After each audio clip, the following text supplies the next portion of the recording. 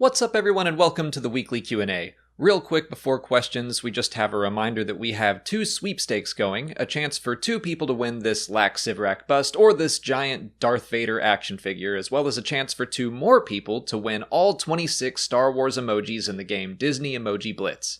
All you have to do is download the game using the link in the description, get to level 10, and tweet a screenshot of you at level 10 to us on Twitter, which we're already getting some of you doing, so that's great. But that's it. That'll enter you into the sweepstakes, so now let's jump into some questions. For our first question, Sean Fitzgerald asks why Sabé didn't join the rebellion. I think this is coming off of recently in the Darth Vader comic we see that she is an agent for Crimson Dawn, which I was kind of like, oh, that's a surprising turn for her. I don't know that Padme would agree with that decision. But I do think that she probably worked with the rebellion at least a little bit, because the first Queen's Shadow book, after Padme dies, like in the epilogue, Sabé is contacted by Bail Organa, and she's like, something's not right here, and I'm going to investigate. So I think she probably did work with the rebellion to an extent. Yeah, I mean, the handmaidens themselves are kind of like sneaky little spies, so they just go where other sneaky little spies are. Yeah. We just haven't seen them because they're sneaky little spies. Yeah. They're going to navigate towards their, similar kind of people. Yeah. Not that, like, the handmaidens are going to fit in the seedy underground or anything like that, but I don't know. Maybe they're I like... think they probably would. Maybe she's like, I don't want to hang out with those goody two-shoes. Well, the synopsis for Queen's Hope, the upcoming E.K. Johnston book about Padme, it says it's also going to be about Sabé, and kind of alludes to the fact that she starts to feel like this Republic isn't working. It's like right at the start of the Clone Wars. It sounds like she's going to become disillusioned with some things, maybe not just in the Republic, but with also Padme. I'm not sure how that's going to go. So I could see Sabé just kind of veering off from that path a little bit, where yeah, maybe she is a little skeptical of the rebellion and their goals of bringing the Republic back. Caleb Diaz wants to know if Sabé was just messing with Padme when she made her clean R2-D2. I actually got a lot of Sabé questions this week. I guess it's all just from her popping back up in the Darth Vader comic again. But I do remember that joke in like the Red Letter Media things where they're like, do you think the Queen just like they prank each other when it's like, when you're in the makeup, I'm gonna make you do this? And yeah, I like to think that was a joke, but they gotta make it look real. They gotta really sell it. Honestly, that's what I think is the truth, is like that helps sell to the audience and also the Jedi that like that's not the Queen. Yeah, I think Padme is fully on board with stuff like that. I mean, they have a really close relationship in Queen's Shadow and Queen's Peril, so I think it's her saying, Padme, you clean that droid. And then it's like everyone in the audience and the Jedi are probably like, well, that's definitely not the Queen. Yeah. Even if they had an inkling that she was a decoy. Yeah. Although it would be funny if like there was a line about that in one of the books about just like, yeah, she made me clean this droid the other day just to sell it. Padme's diary is probably just like full of resentment. She just got to sit there and then she made me clear I'm the Queen. Brandon Velasquez asks if Anakin would have fallen to the dark side to save Obi-Wan, Ahsoka, or Palpatine. I think so for 2 of them. I'm not sure about Palpatine. I don't know that they were that close. Yeah. I don't think that Anakin viewed Palpatine as like a member of his family, but I do think that whenever Obi-Wan, or especially Ahsoka and Padme and the Clone Wars are in peril, Anakin reacts pretty much the same way. Yeah. Like, I'll do anything to save them. Yeah, that's just kind of like ingrained into his mind. Like, oh, well, the only way to do this is to do it 110% in the wrong direction. Yeah. The interesting thing would be that, like, let's say Ahsoka were in danger and he was starting to really go down a dark path. I wonder if Padme could have stopped him. Like, I think that Padme was the one where he's like, it doesn't matter who gets in my way. All that matters is saving Padme. Mm-hmm. So Obi-Wan tries to talk him out of it, and they wind up fighting. Ahsoka, it might have wound up the same way. But I'm wondering if, like, he were trying to save Ahsoka or Obi-Wan, Padme may have been able to pull him back. Maybe. I don't, like, that scene of them on Mustafar in Revenge of the Sith is just, like, she's trying to, like, snap him out of it, and he's like, only my new powers can do that. Like, he's pretty far gone at that point. That's true. She does try to talk him out of saving her. So yeah, that's a good point. Yeah, I think that probably just the fear of losing any of his family, which I think Obi-Wan is his brother, Ahsoka is his sister, and Padme is obviously his wife. So I think that putting them in danger is just a one-way ticket to the dark side for him. I wonder if R2 could have done anything. That you just needed a real stern talking to, and like R2's not afraid to say what needs to be said. He'd be like swearing at him and like, whoa, R2, all right, maybe. Joshua David Earhart wants to know on what planet we think Rey will rebuild the Jedi Order.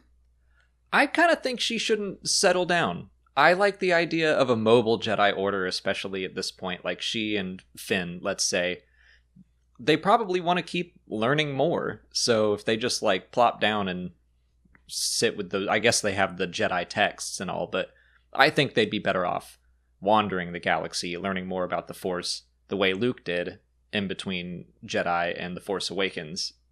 Yeah, I agree. I feel like settling down someplace, I mean, like Luke's Jedi temple, you know, you run the risk of it burning down. So keep it mobile, keep it light, you know, pack just like a light backpack, have some tents. Well, that also Jedi Order is just like going camping around the galaxy. Yeah. Well, that also kind of lines up with the way the Jedi were initially described as like samurai. They're wandering heroes, and so they wander from planet to planet and they help out whoever they run into while they learn. So maybe part of the issue with the Jedi of the Republic is like they were mostly focused on Coruscant, and they had a couple outposts, but not as much as like the High Republic. They had outposts everywhere so that they were more ready to help and more available. So especially when there's only two of you, it's like maybe, yeah, keep it more mobile right now.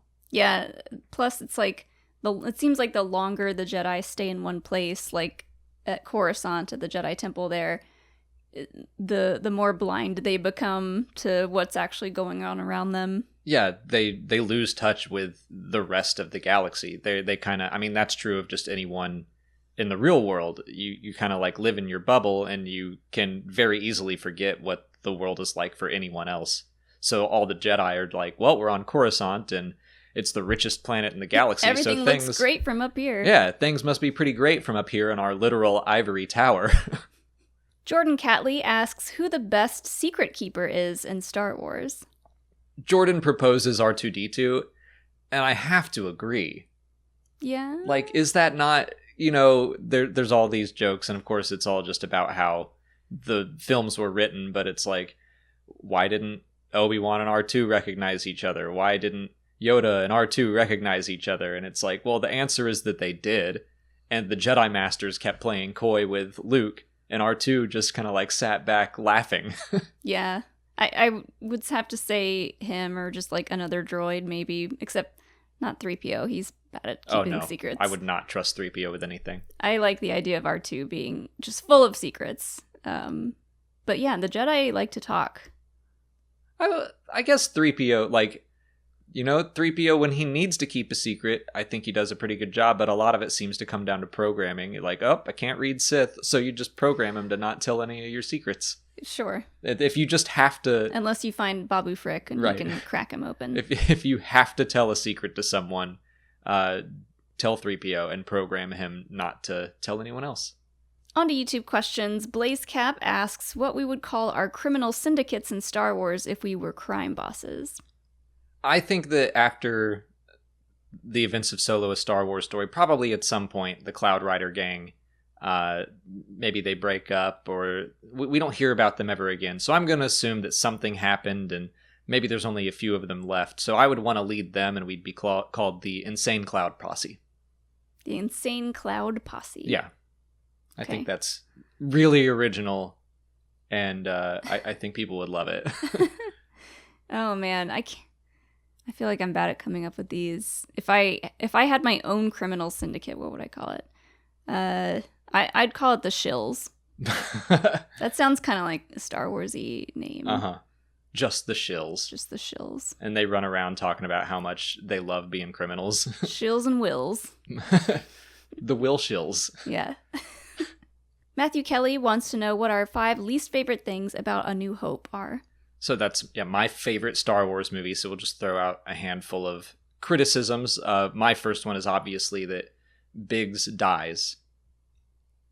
I mean, he was the best character, and they wasted him. Literally. Oh. Yep. I'll say the fact that Luke is super whiny, kind of. I mean, for someone seeing it for the first time, they would be like, "Oh, come on." It is definitely like that is his arc of growing up. So like I get it, but it is so exaggerated, and there's a reason people make fun of it. It's kind of rough to watch. Right. I would say that it is kind of slow. Like that never bothers me. It never felt slow to me as a kid, but especially nowadays compared to more modern movies, like someone watching Star Wars for the first time, I almost always hear people say like, yeah, the first half hour is pretty slow. And I'm like, you're right. It is an interestingly structured movie. I mean, Luke doesn't show up for like 20 minutes. Han doesn't show up for 45. The structure is odd. Yeah, that's true. Another thing that kind of bugs me is the fact that Obi-Wan just hands Luke a lightsaber. He like looks down the barrel and everything. He doesn't give him like a crash course or like, don't press this button when you're looking straight into it. Just, here you go, kid. I don't think that actually happens in the movie, but there is definitely that photo of him doing that. But you're right. Very dangerous weapon. Luke's never seen one before. Doesn't even know what it is. He like, here's your father's lightsaber. But he turns it on. Oh yeah. There's no safety on it. Waving it around. That's just, I mean, the way that Obi-Wan treats Luke is like he's lying to him right there in the first scene. He's giving him dangerous weapons. Like he's the galaxy's last hope, Obi-Wan. What if he just stabbed himself in the face immediately? Yeah. That's on you, Ben. Yeah. And I feel like a lot of my problems with A New Hope are just related to Luke. Like, the fact that I feel like we talked about this at some point recently, just that he gets to go on the final mission to the Death Star, just on Biggs's word. Yeah, everyone trusts Biggs. If Biggs says you're awesome, they're going to believe him. He's the best bush pilot in the Outer Rim territories. Boom. Was Biggs wrong? You're on the list. Biggs saved the galaxy. I mean, I never thought of it this way before, but Biggs saved the galaxy because he vouched for Luke. I'm going to do a video on that. If Biggs weren't there, Luke doesn't get to fly. Yeah. Everybody dies. Or maybe he would have gotten to fly, but not like part of the main group. Yeah. Who knows? He wouldn't have been Red 5. Yeah. I would say that the only other thing, and like this is me really grasping at things to nitpick, but just it does, compared to all of the other Star Wars films, it looks cheaper because it is. It had a low budget, and you can just tell, like Darth Vader's helmet, when you compare it to Empire, is like, it's got smudges on it and stuff. I'm like, yeah. I wish that it had, I wish everyone knew how great Star Wars would be from the start, and it had that same budget, which is like an impossible thing that I shouldn't be complaining about, but well, I had to think of 5. I think there's a shot from Vader, from one angle of Vader, where like the inside of the mask isn't even painted, or you can like see his neck, I think. Yeah, and I'm like, that's just sloppy. But it's just like, that's what they had. I mean, so I'm not knocking it at all. It's more just like, I wish it looked as good as all of the other ones. It's still my favorite, so. Well, that's kind of what makes it charming. Yeah. Ethan Pierce asks if the Kenobi series will give us a reason for the Vader-Kenobi duel in A New Hope being so tame. No, and it shouldn't. I mean, yeah. like we're just talking about, that's just how it was. It was two guys, one of them pretty old, and they were just whacking each other with sticks. And David Prowse couldn't see, like, that's just how it was. Yeah, I mean, going back to what we said before about kind of that being part of the charm, like, I would say, instead of saying that this fight is tame, I would say that the Revenge of the Sith fight is obnoxious. I know you think it's way too long. It's 30 minutes long. Well, like, I'm fine with there being both. But both are cool with me. Mm-hmm. The original trilogy fights are more strictly about what is happening, like, between the characters. Empire and Jedi have better choreography. But you got the prequels, and it's more about, like, yes, it's still about what the characters are going through. But also, it's like they're Jedi at the height of their powers, so, like, let's see them really go off. Mm-hmm. And I like both takes. But I think what we can say with the Kenobi show is when or if they fight, that might be, like, the version of, yay, now we get a Ben Kenobi versus Darth Vader, and it gets to be a little more exciting in its choreography. Right. I don't think they need to make up any excuse for them to be old and slow in A New Hope.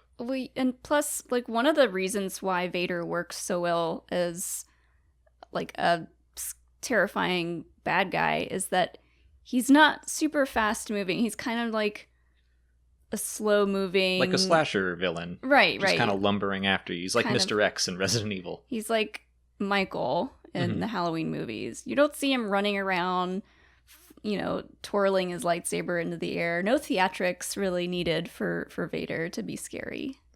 Oh, but sometimes he does. Like in he does like the theatrics, especially in the animation and the cartoons, where he's like, I just want to see that thought process of, like, all right, I'm going to Malachor. I need a good entrance. Like, all right, I'm going to stand on top of my TIE fighter and ride it down with the wind blowing my cape. That's going to look pretty dope. Like, you did it again, Vader. And Brett Burns wants to know what trial we would have to go through on Ilum to get our Kuiper crystals. I like this one. I think that, to put it in Jedi terms, I would have to really, like, calm myself and just relax. Like, find balance. I'm not good at that. So I think that maybe there would be, like, a balancing type trial where I have to walk across a balance beam to get my Kuiper crystal, something like that. I'd have to read a book. It's like you see the Kuiper crystal, but it's like trapped behind something, and it's like, here, read this book, it'll tell you how to get it out. Yeah, I'd have to, like, literally stand up and do a book report. And then the Kuiper crystal falls out. Yeah, in front of people. You did it. Would you try the audiobook? And then, like, the crystal's like, no. Yeah. You do plenty of audiobooks. You gotta read. I try to turn the speed up to 1.5 times speed on the audiobook, and then things would, like, the cave would just start crashing down on me. It's like, That's all the time we have for questions today. If you want to leave a question for next week's video, just put it in the comments below, or sign up for Patreon to join our weekly Q&A discussion and get a guaranteed response. If you haven't already, please like this video, subscribe to the channel. Follow us on Twitter, Instagram, Facebook, and TikTok. And as always, thanks for watching, and may the Force be with you.